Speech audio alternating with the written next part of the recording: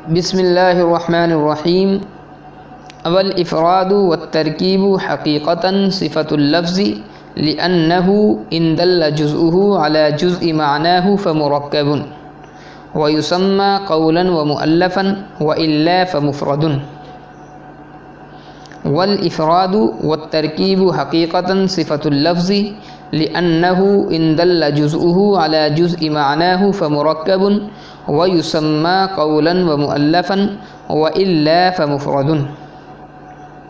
اور افراد و ترکیب حقیقتاً لفظ کی صفت ہیں، یا ترجمہ کریں گے اور مفرد ہونا اور مرکب ہونا حقیقتاً لفظ کی صفت ہیں، اس لیے کہ لأنہ اس لیے کہ ان دل جزءہ اگر دلالت کرے اس کا جز یعنی لفظ کا جز علی جزء معناہ اس کے معنی کے جز پر یعنی لفظ کے معنی کے جز پر تو مرکب ہے، اور نام رکھا جاتا ہے قول اور مؤلف بھی، ورنہ وہ مفرد ہے. اس عبارت میں مصنف رحمۃ اللہ علیہ نے اہل عربیت اور اہل مناطقہ کے درمیان ایک اختلاف تھا، اس اختلاف کا محاکمہ اور فیصلہ کیا ہے. اہل عربیت اور مناطقہ کا اختلاف اس بات میں ہے کہ افراد اور ترکیب یعنی مفرد ہونا اور مرکب ہونا یہ حقیقتاً لفظ کی صفت بنتے ہیں یا معنی کی صفت بنتے ہیں. ظاہر بات ہے مفرد اور مرکب ہونا یہ صفات میں سے ہے، تو یہ صفت کس چیز کی ہے؟ مفرد کی ہے، یہ لفظ کی صفت ہے یا معنی کی صفت ہے؟ تو اس سلسلے میں اہل عربیت اور اہل مناطقہ کا اختلاف ہے. اہل عربیت جو ہیں افراد اور ترکیب کو لفظ کی صفت مانتے ہیں اور مناطقہ معنی کی صفت مانتے ہیں. مصنف رحمۃ اللہ علیہ نے دونوں کے درمیان محاکمہ فرمایا، فیصلہ فرمایا کہ افراد اور ترکیب یعنی مفرد اور مرکب ہونا یہ بلا واسطہ الفاظ کی صفت بنتے ہیں اور بالواسطہ معنی کی صفت بنتے ہیں، جیسا کہ مصنف کی عبارت سے ظاہر ہے والافراد والترکیب حقیقتاً صفۃ اللفظ کہ مفرد اور مرکب ہونا حقیقتاً لفظ کی صفت ہے، یعنی بلا واسطہ لفظ کی صفت ہے اور بالواسطہ یہ معنی کی صفت ہے. اب مسئلہ یہ ہے کہ بالواسطہ معنی کی صفت اور بلا واسطہ لفظ کی صفت کیوں بنتے ہیں؟ تو اس کی دلیل مصنف نے لأنہ ان دل جزءہ علی جزء معناہ سے دی ہے. دلیل یہ ہے کہ الفاظ جو ہیں یہ دال ہیں یعنی دلالت کرنے والے ہیں، اور دلالت کس چیز پر ہوتی ہے؟ ظاہر بات ہے کہ الفاظ کی دلالت معانی پر ہوتی ہے، تو معانی مدلول ہوئے، اور افراد اور ترکیب یہ دلالت کے نتیجے میں پیدا ہوئے. یہ جو صفات ہیں یہ دلالت ہی کے نتیجے میں پیدا ہوئی.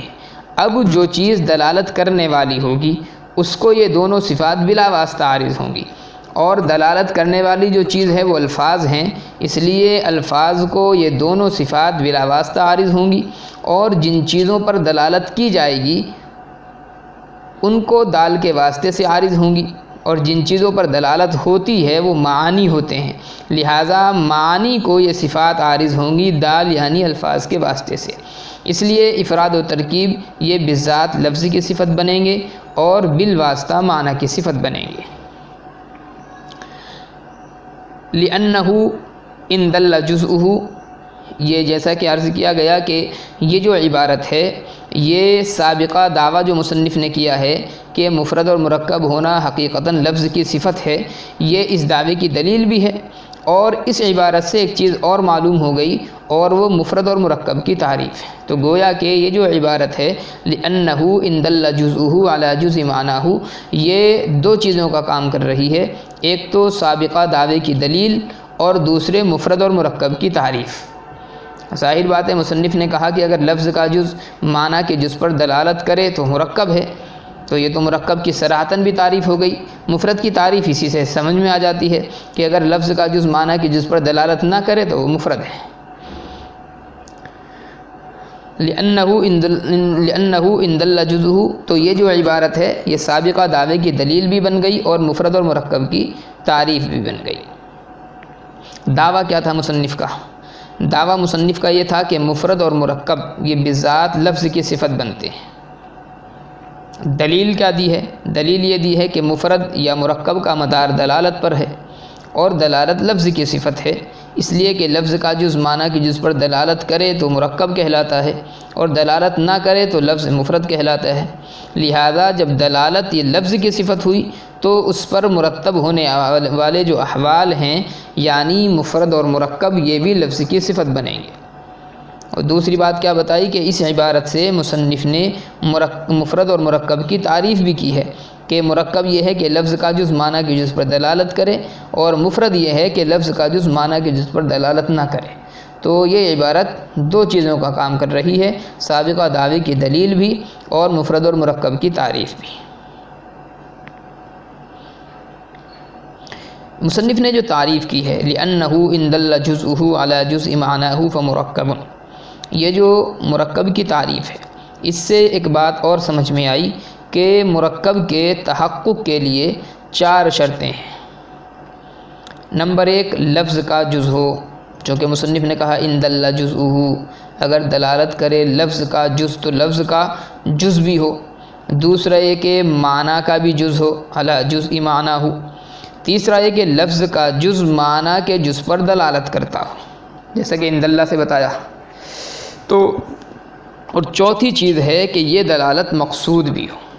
تو سابقہ تعریف سے یہ بات سمجھ میں آتی ہے کہ مرکب کے تحقق کی 4 شرطیں ہیں۔ نمبر 1 لفظ کا جز ہو، نمبر 2 معنی کا جز ہو، نمبر 3 لفظ کا جز معنی کے جز پر دلالت کرتا ہو، نمبر 4 یہ دلالت مقصود بھی ہو۔ اگر ان میں سے کوئی ایک شرط بھی فوت ہو جاتی ہے تو پھر کلمے کو مرکب نہیں کہا جائے گا بلکہ اس کو مفرد کہا جائے گا۔ مثال کے طور پر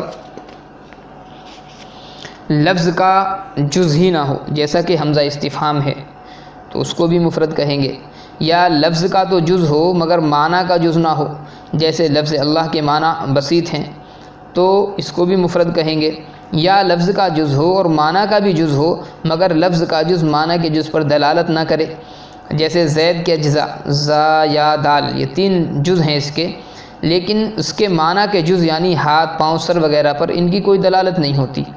یعنی ایسا نہیں ہوتا کہ زید کا جو زا ہے وہ ذات زید کے سر پر یا پیر پر یا ہاتھ پر دلالت کرتا ہو۔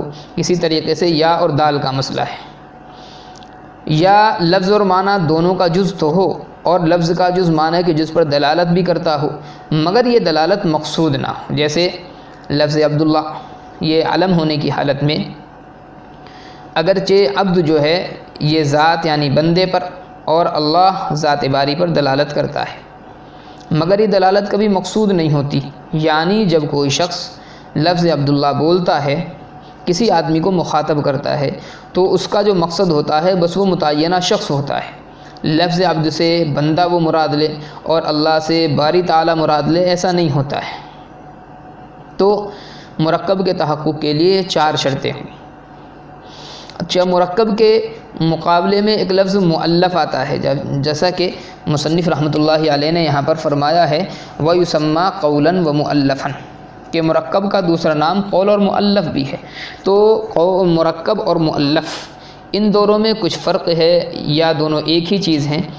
تو اس سلسلے میں بعض لوگوں کا کہنا تو یہ ہے کہ یہ دونوں مترادف ہیں، یعنی مرکب بھی وہی ہے اور مؤلف بھی وہی ہے۔ بعض حضرات یہ فرماتے ہیں کہ مؤلف اور مرکب میں تھوڑا سا فرق ہے۔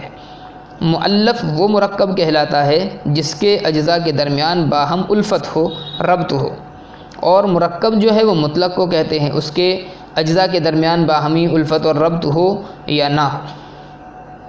یہ تھوڑا سا فرق ہے مفرد اور مرکب اور مؤلف میں جو کچھ لوگوں نے بیان کیا۔